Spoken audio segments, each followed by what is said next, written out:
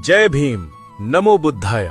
मेरे प्यारे साथियों, आज हम सब ओबीसी, एससी, एसटी और वंचित समाज के लोग जिस सम्मान और अधिकार के साथ जी रहे हैं, वो कोई साधारण बात नहीं है।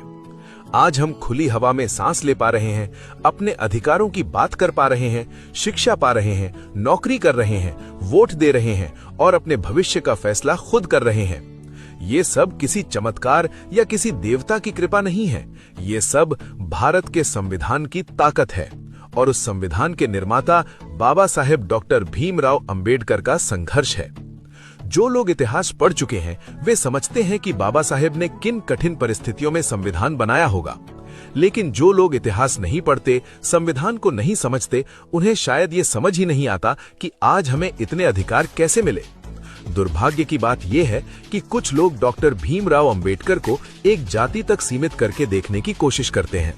कोई उन्हें सिर्फ महार जाति का नेता कहता है, लेकिन सच ये है कि बाबा साहेब पूरी मानवता के नेता थे और उनका संविधान पूरे भारत के लिए है। अगर हम इतिहास को देखें तो बाबा साहेब के पहले महात्मा ज्योतिबा फूले ने इस सामाजिक क्रांति की नींव रखी थी।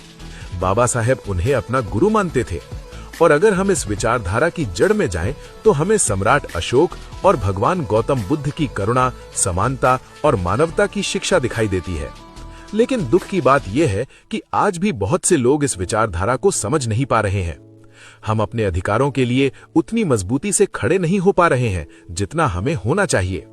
मेरे भाइयों और बहनों, अगर आप इतिहास पढ़ेंगे, संविधान बनने से पहले का समाज देखेंगे, तब आपको पता चलेगा कि हमारे पूर्वजों ने कितनी कठिन परिस्थितियां झेली थीं।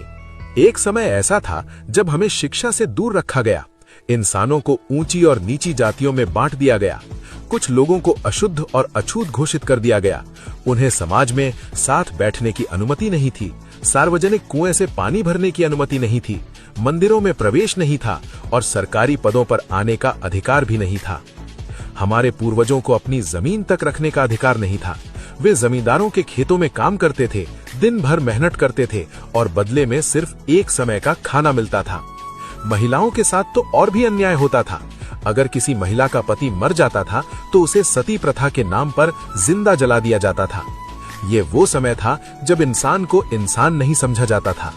लेकिन इतिहास बदला, संघर्ष हुआ, क्रांति हुई और उस क्रांति का सबसे बड़ा परिणाम था भारत का संविधान। डॉक्टर भीमराव अंबेडकर ने संविधान के माध्यम से हमें समानता का अधिकार, शिक्षा का अधिकार, वोट देने का अधिकार, सम्मान के साथ जीने का अधिकार और न्याय पाने का अधिकार दिया। आज हम जो भी अधिकार लेकर जी रहे हैं वो किसी की दया नहीं है, वो संविधान का दिया हुआ अधिकार है। इसलिए मेरे भाइयों और बहनों, अगर हमें अपने अधिकारों को बचाना है तो हमें दो चीजें जरूर करनी होंगी। पहला, इतिहास पढ़ना होगा। दूसरा, संविधान को समझना होगा, क्योंकि जो समाज अपना इतिहास भूल जाता है वो अपना भविष्य भी खो देता है। आइए हम सब मिलकर बाबा साहेब अंबेडकर, महात्मा ज्योतिबा फूले, सम्राट अशोक और भगवान बुद्ध की विचारधारा को समझें और आगे बढ़ाएं। इसी में मानवता की भलाई है, इसी में समाज की बराबरी है। जय भीम, नमो बुद्धाय।